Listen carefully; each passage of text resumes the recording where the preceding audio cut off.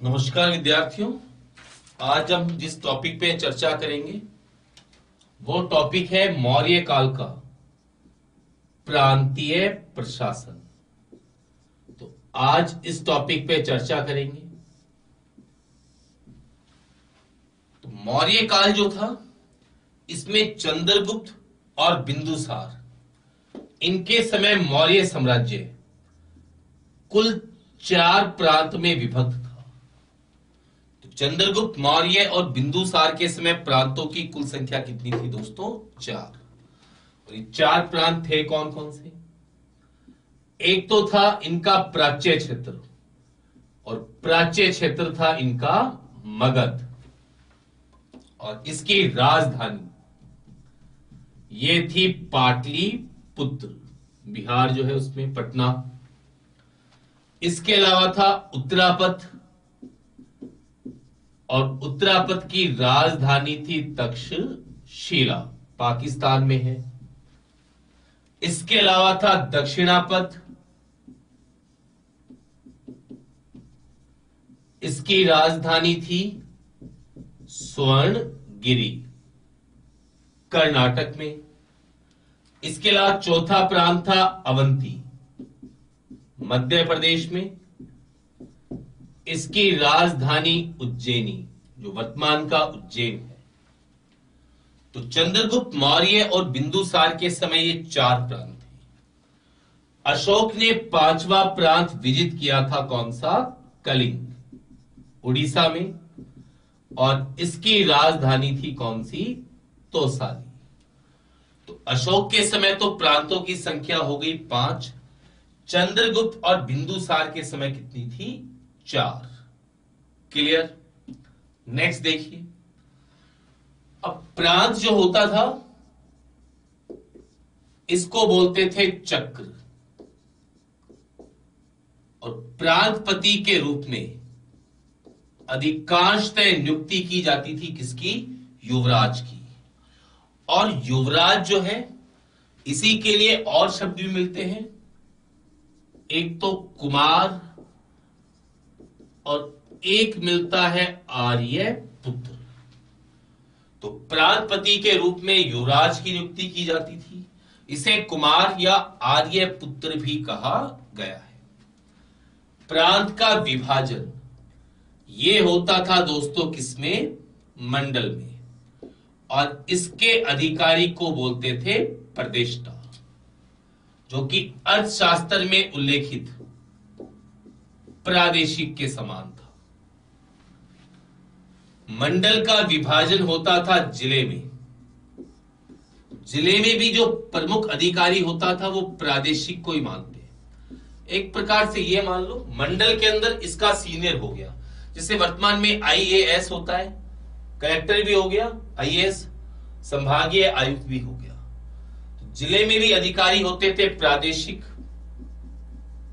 रज्जुक, युक्त और स्थानिक।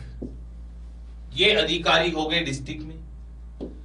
जिले का विभाजन ये गांवों के समूह के रूप में होता था। अब 10 गांवों का समूह जो है उसको तो बोलते थे संग्रहण।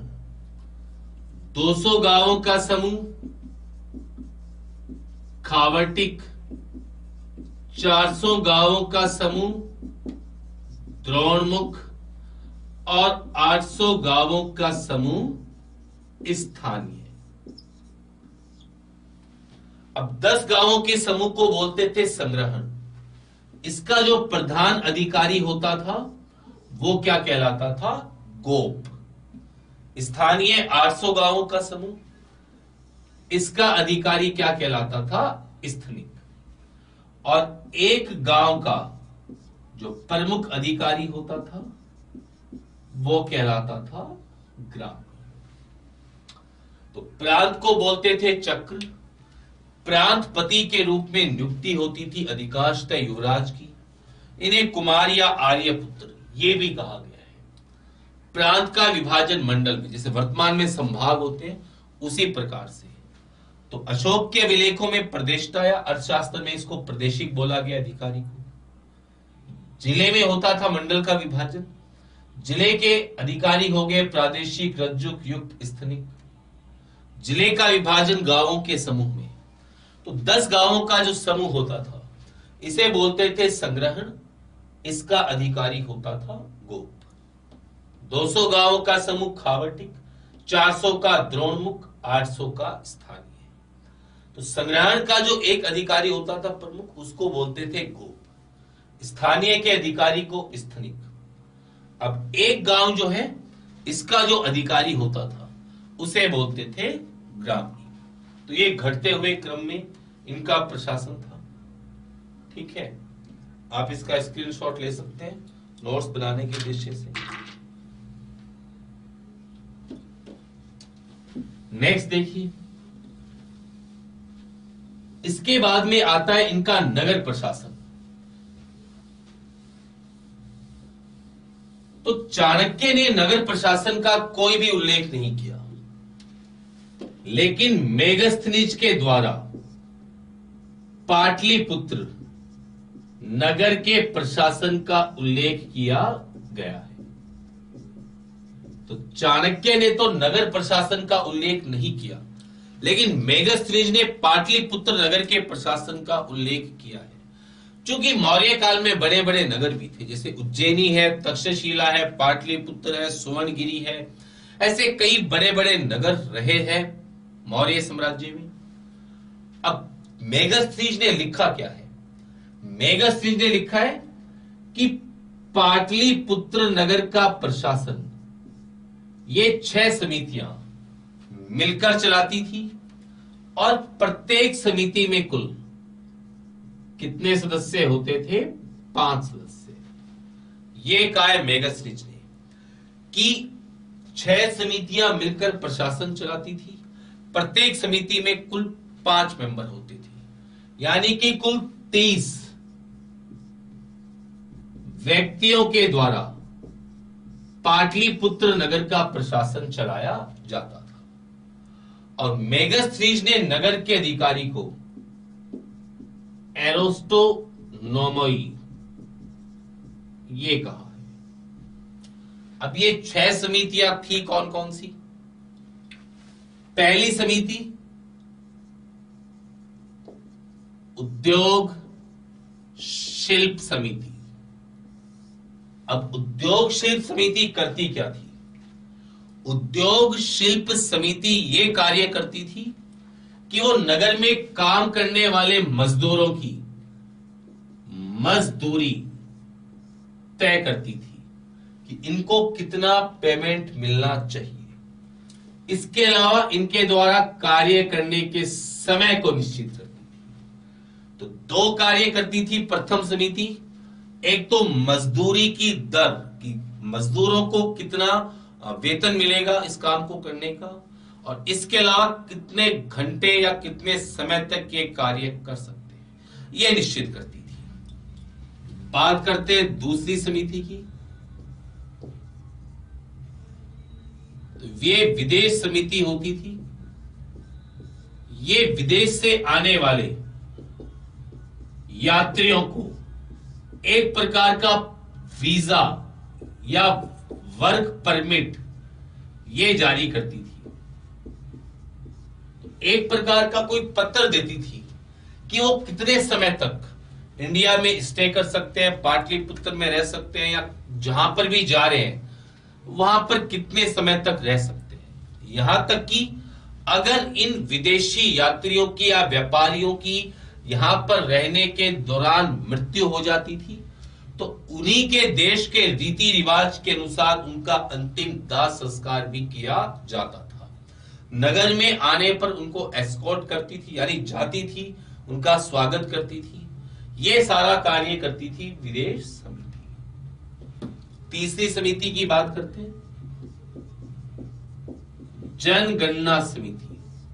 तो भारत में पहली बार मौर्य काल में ही जनगणना प्रारंभ हुई। मर्दशुमारी कहा गया इसको। और न केवल व्यक्तियों की जनगणना की जाती थी, अपितु पशुओं की भी क्या की जाती थी? जनगणना। तो ऐसा नहीं है कि केवल जनता या व्यक्तियों की जनगणना होती हो, ये पशुओं की भी जनगणना करती थी। इसके अलावा चौथी है व्यापार वाणिज्य। तो व्यापार वाणिज्य वाली जो समिति होती थी, ये देखती थी कि जो वस्तुएं हैं उनमें किसी भी प्रकार की मिलावट ना हो, माप तोल इसकी जांच करती थी कि कोई ज्यादा बड़े भारी माट माप का प्रयोग ना कर रहा हो। ये सब काम करती थी चौथी समिति, व्यापार वाणिज्य समिति। पांचवी समिति जो थी, ये विक्रय कर समिति होती थी। ये इस बात की जांच करती थी कि कौन कौन सी वस्तुएं विक्रय के योग्य है। और छठी होती थी बिक्री कर समिति। जो वस्तुएं बिकती थी उन वस्तुओं पर बिक्री कर वसूलती थी। और बिक्री कर जो होता था, ये कुल 1/10 वसूल किया जाता था। तो इस प्रकार से ये 6 समितियां थी जिनके द्वारा पाटलिपुत्र नगर का प्रशासन चलाया जाता था, जिनका उल्लेख किया मेगस्थनीज ने। और नगर के अधिकारियों को एरोस्टोनोमोई कहा है। यह भी लिखा है कि 6 समितियां थी, प्रत्येक समिति के कुल 5 मेंबर थे। पहली उद्योग शिल्प, मजदूरी की रेट डिसाइड करना, टाइम डिसाइड करना। विदेश समिति, विदेशी यात्री व्यापारी उनको वर्क परमिट जारी करना, कितने समय तक रह सकते हैं, किन चीजों की व्यापार कर सकते हैं, यहां तक कि उनकी मृत्यु पर उनका दाह संस्कार, उनका स्वागत सत्कार, ये सब काम करती थी। जनगणना, ये जनगणना का काम करती थी। और जनगणना का जो काम करते थे मौर्य काल में, वो अधिकारी कौन था दोस्तों? गोप। ये ध्यान रखो। व्यापार वाणिज्य, तो ये वस्तुओं में मिलावट को रोकती थी, पहली चीज। इसके अलावा माप तोल डिसाइड करती थी कि किन किन चीजों पे या किसी प्रकार की कोई मिलावट न हो, शुद्धता की जांच करती थी। विक्रय कर, जो कौन कौन सी ऐसी वस्तुएं हैं जो विक्रय के योग्य हैं। बिक्री कर समिति, ये विक्रय हुई वस्तुओं पर बिक्री कर वसूलती थी 1/10। ठीक है, यह आप ले सकते हैं स्क्रीनशॉट। नेक्स्ट,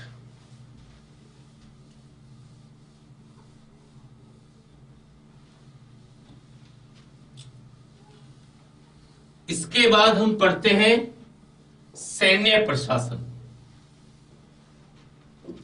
मौर्य काल में सैन्य प्रशासन किस प्रकार का था।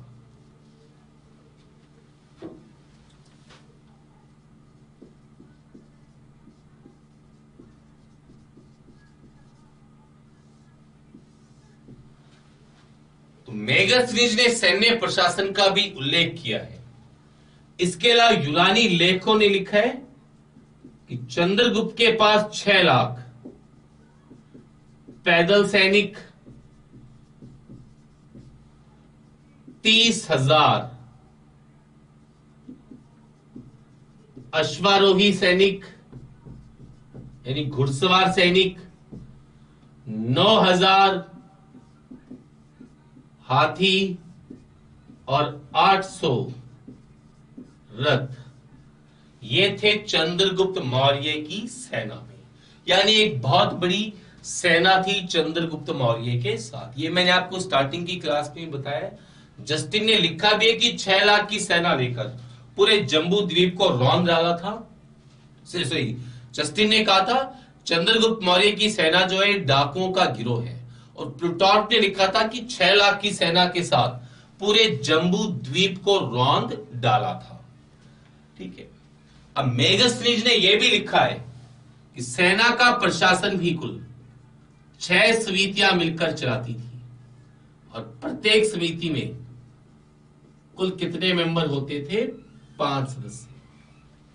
अब पहली समिति, ये किससे संबंधित है? जल सेना से संबंधित। और मौर्यों के पास एक अच्छी जल सेना थी, क्योंकि स्ट्रैबो ने लिखा भी है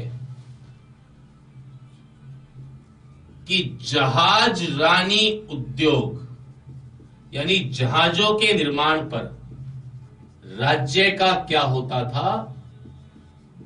एकाधिकार। तो पहली समिति ये जल सेना से संबंधित समिति थी। दूसरी समिति ये सेना को युद्ध सामग्री, तो युद्ध सामग्री और रसद ये उपलब्ध कराती थी। तीसरी ये होती थी पैदल सेना। चौथी घुड़सवार या अश्व सेना। पांचवी हस्ती सेना, हाथियों की सेना। और छठी होती थी दोस्तों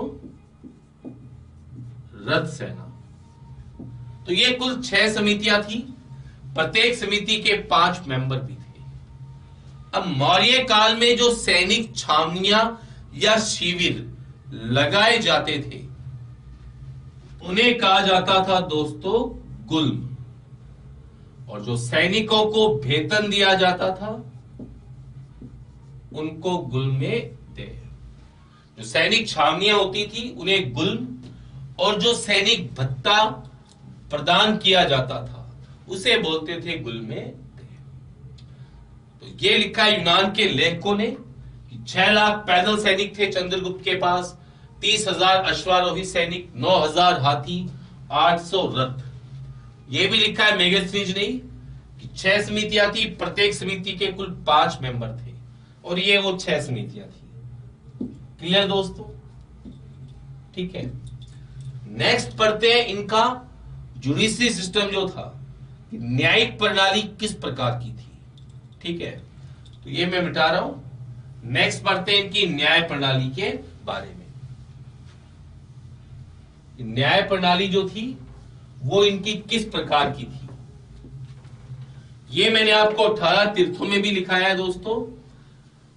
2 प्रकार के न्यायाधीश थे। एक को तो बोला गया है प्रदेष्टा, एक को बोला गया है व्यवहारिक। तो नेक्स्ट हम डिस्कस करते हैं न्याय प्रशासन। इसमें देखिए, तो पहली बार मौर्य काल में ही, सबसे पहले मौर्य काल में ही फौजदारी और दीवानी न्यायालयों को पहली बार परिभाषित किया गया। मतलब आप पानी पी लें।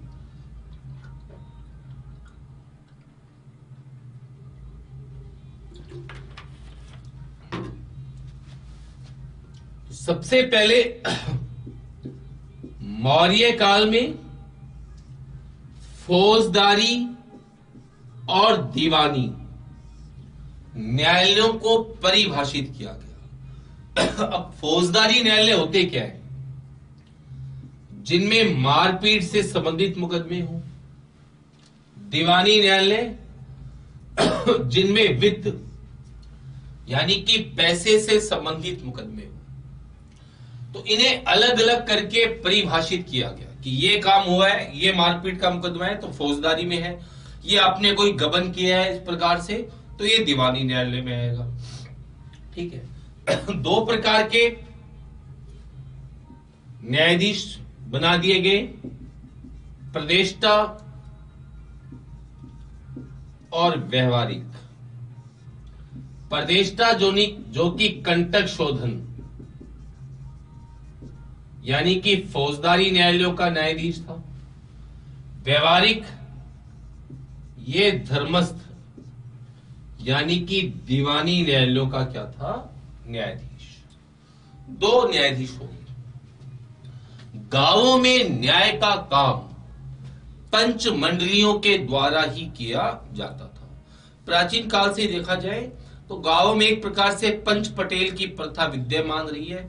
5 बड़े बुजुर्ग या सम्मानित व्यक्ति बैठकर किसी भी चीज का न्याय कर दिया करते थे।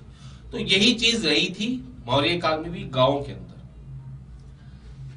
अब देखिए, मौर्य काल में आपने किसी को गलत बोला यानी कि कुवचन, या आपने किसी की मानहानि की, मारपीट के कार्य, इन सब चीजों को बोला गया है वाक पौरुषे या दंड पौरुषे। मौर्य काल में चोरी के कार्य को क्या बोला गया है दोस्तों? साहस। जो चोरी के कार्य थे उनको साहस कहा गया है। अब चोरी करने पर 3 प्रकार के दंड का विधान किया गया है। पूर्व साहस दंड, मध्यम साहस दंड और उच्च साहस दंड। अब पूर्व साहस दंड में 48 से लेकर 96 पन का जुर्माना लगाया जाता था। पन उस समय की चांदी की मुद्रा थी। तो आपने कोई छोटी चोरी का काम किया यानी कि पूर्व साहस दंड, तो 48 से 96 पन। मध्यम साहस दंड 200 से 500 पन। उच्च या उत्तम साहस दंड 500 से लेकर 1000 पन। तो ये 3 प्रकार के दंड का विधान भी किया गया है। पूर्व साहस दंड, मध्यम साहस दंड, उच्च या उत्तम साहस दंड। अब मेगास्त्रीज ने लिखा है कि दंड विधान बहुत कठोर था, इसलिए लोग प्राय घरों में ताला भी नहीं लगाते थे। ये स्टेटमेंट है मेगास्त्रीज का कि दंड विधान इतना कठोर था कि लोग अपने घरों में ताला तक भी नहीं लगाते थे। तो ये उस समय का न्याय प्रशासन रहा है, जिसके बारे में अभी डिस्कस किया। तो अभी हमने 3 चीजें डिस्कस की। एक उनका प्रांतीय प्रशासन, उसी में नगरीय प्रशासन, ठीक है। एक उनकी जो सैन्य प्रशासन, एक इनका न्याय प्रशासन। इन 3 चीजों को भी डिस्कस किया हमने। अब जो हम नेक्स्ट डिस्कस करने जा रहे हैं वो है उनका गुप्तचर प्रशासन। जो गुप्तचर व्यवस्था थी इसके बारे में डिस्कस करते हैं। तो नेक्स्ट हमारा जो पॉइंट है वो है मौर्यकालीन गुप्तचर व्यवस्था। आइए देखते हैं इसके बारे में।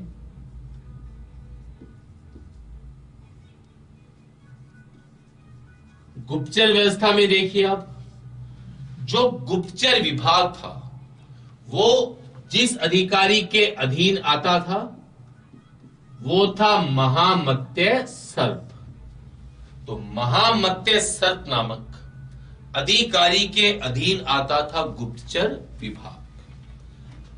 2 प्रकार की गुप्तचर प्रणालियां थी मौर्य काल में। एक हो गई संस्था और एक हो गई संचरण। तो ये 2 प्रकार की गुप्तचर प्रणालियां थी।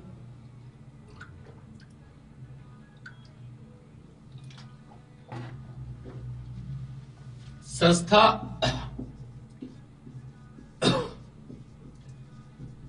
एक ही स्थान पर रहकर गुप्तचरी का कार्य करते थे। एक ही स्थान पर रहकर गुप्तचरी का कार्य करने वाले डिपार्टमेंट को बोला गया है संस्था।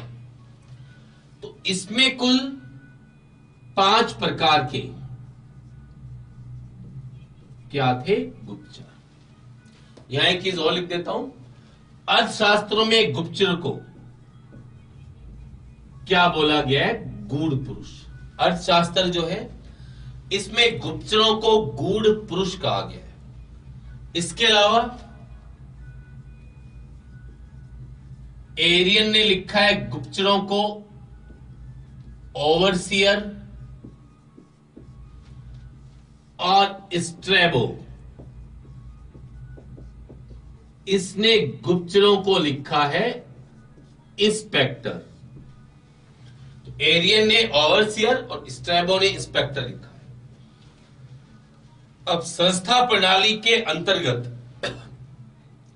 कुल गुप्तचरों की संख्या कितनी थी? 5। कौन कौन से होते थे दोस्तों? कापाटिक,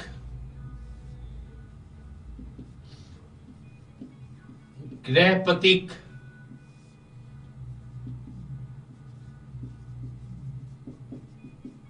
उदय स्थित वैदेहक और तापस। तो ये 5 प्रकार के गुप्तचर थे संस्था गुप्तचर प्रणाली के अंतर्गत। अब क्या होते हैं? कापाटिक, ये विद्यार्थी के वेश में रहने वाले गुप्तचर। गृहपतिक, गरीब किसानों के रूप में रहने वाले गुप्तचर। उदय स्थित, ये होते थे सन्यासी के वेश में रहने वाले गुप्तचर। वैदेहक, गरीब व्यापारी के वेश में रहने वाले गुप्तचर। तापस, सिर मुंडवाए हुए गुप्तचर। तो ये 5 प्रकार के गुप्तचर होते थे संस्था के अंतर्गत। संचरण की बात करें, संचरण में कुल कितने आते हैं? 4। कौन कौन से होते हैं देखो। सत्री, तीक्ष्ण, सरद और परिवारजिका।